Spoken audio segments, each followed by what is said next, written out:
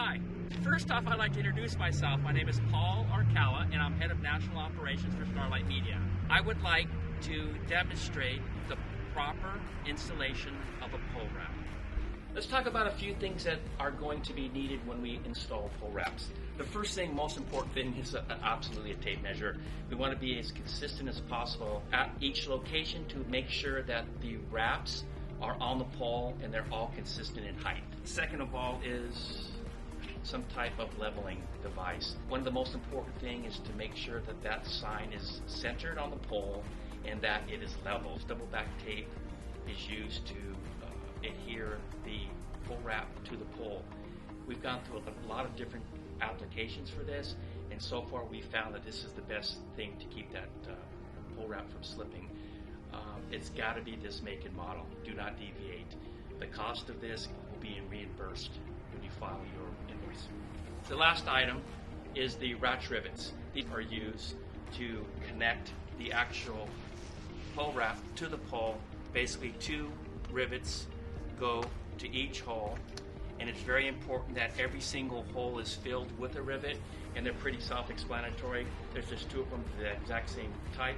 You basically offset the teeth, squeeze it together, and it will connect the wrap to the pole. Also, a self-supporting ladder, and I'd imagine about a 6-foot one is your minimum height on the ladder.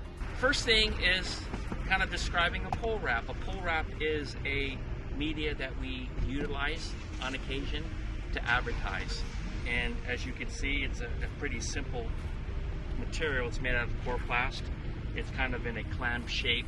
So the first thing you could do is to basically take your pole wrap, and what you're going to do is you're going to take it and you're going to wrap it around the pole. For this application, the position of this pole wrap is actually going to be in the direction of the parking lot, or as cars travel back and forth through the parking lot. So I found the best way to do this is to kind of build it on the ground.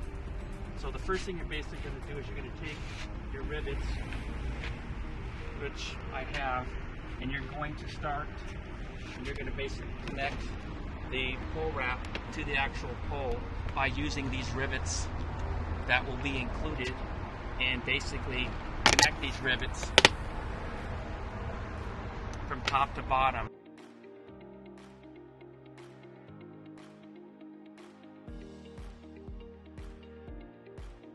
Once all the rivets have been affixed to the pole wrap, my next thing that I do is I will push this up as far as I can.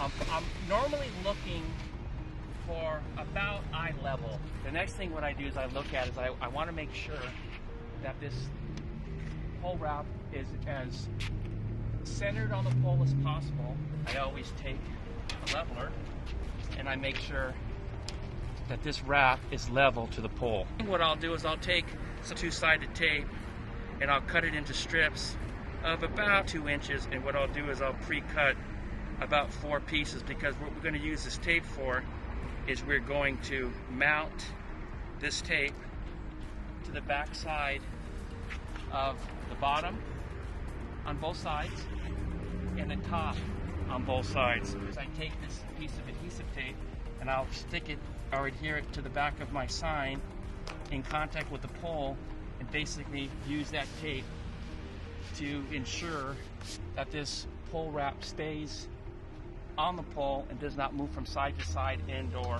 slip from the pole.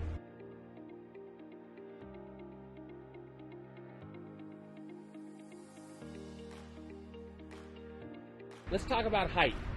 I'd like to see each of these pole wraps at a height of 6 feet from the bottom to the ground, or eye level. Let's talk about takedown, because eventually these all have to be taken down. All it takes is going up to the ladder, or I'm sorry, going up to the pole wrap, and taking your X-Acto blade and just basically cutting right down the side. Boom. Once you've cut, you're able to take and unwrap and pull, and you can see that that tape is really working well. You have the tape that's still affix to the pole. It's important that we take as much of this tape off the pole and leave this pole in good shape. I found that if you take your fingers and kind of rub across, you're able to take the tape off without leaving any residue and leaving the pole in the same shape as you did before you put the tape on. We talked about what's going to be needed to install a pole wrap. We talked about how to physically install the pole wrap on the pole. So let's just briefly discuss placement.